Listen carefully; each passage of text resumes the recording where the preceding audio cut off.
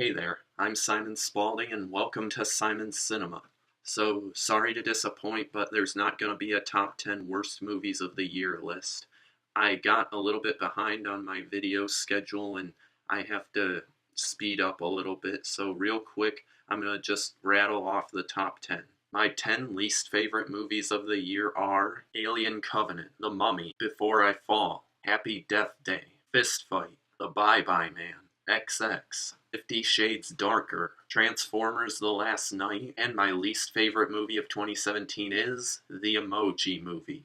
Did you expect anything else? So having gotten that out of the way, I'm going to try now to catch up with some of the more recent movies I've seen in theaters, so today I've got my first double feature review. First up is Molly's Game. Now, you might know that Aaron Sorkin wrote The Social Network and Moneyball, as well as the TV show The West Wing. This is actually his directorial debut as well, so I was definitely intrigued to see this. The movie follows the true story of Molly Bloom, played by Jessica Chastain, who was a former Olympic hopeful skier, and in an unlikely turn of events, she ends up running a very successful illegal poker game. Now, I'm not sure exactly how much of this movie is actually true, because Sorkin has been criticized in the past for stretching the truth quite a bit, but regardless, his dialogue is snappy as usual. He succeeds once again at creating a high-stakes type feel out of something that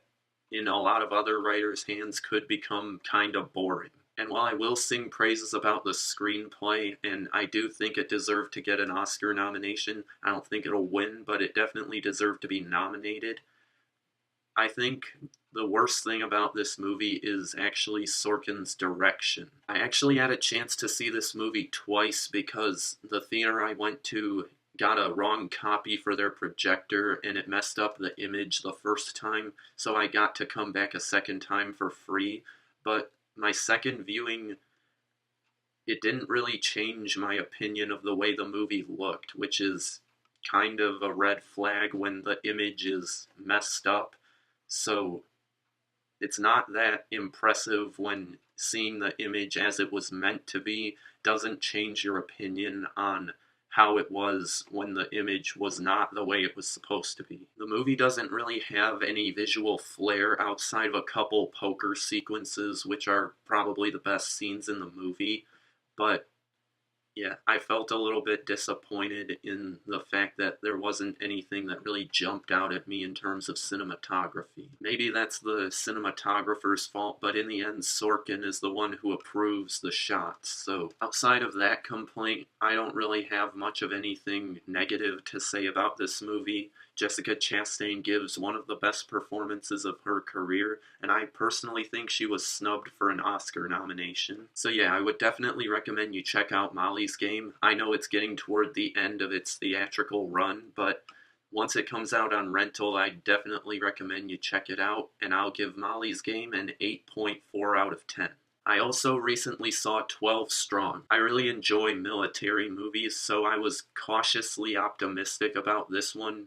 It is released in January, and January is notorious for being the worst month of the year for movies. But with an all-star cast like this movie has, including Chris Hemsworth, Michael Shannon, and Michael Pena, I was pretty excited to see this one. This is another true story. This one about the first military responders in Afghanistan after the 9/11 attacks in New York. Chris Hemsworth leads a team of 12 soldiers who end up working with Afghanistani resistance fighters who are against the Taliban and actually fight them on horseback. This movie has some good things to offer. The performances are all solid and the action is filmed pretty well. Unfortunately, it does fall into a few action war cliches, although I will give it a little wiggle room because the details of the true story kind of give the screenwriters an excuse to have certain things happen,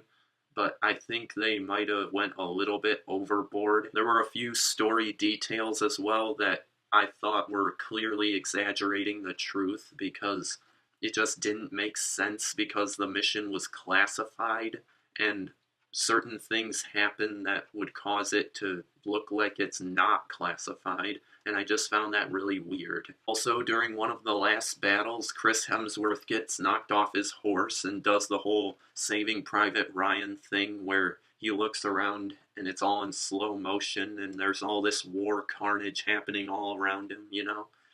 But then all of a sudden he just snaps out of it and starts shooting people, and his horse just gets up from the ground in like half a second, and I nearly burst out laughing in the theater. Apparently that horse has Matrix powers. So yeah, on the whole, I was kinda disappointed by this movie.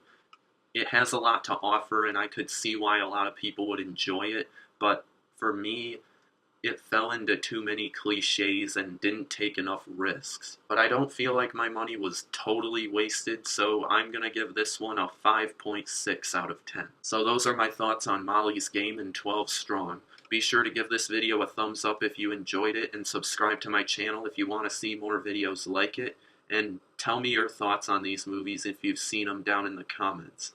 Thanks and have a great day.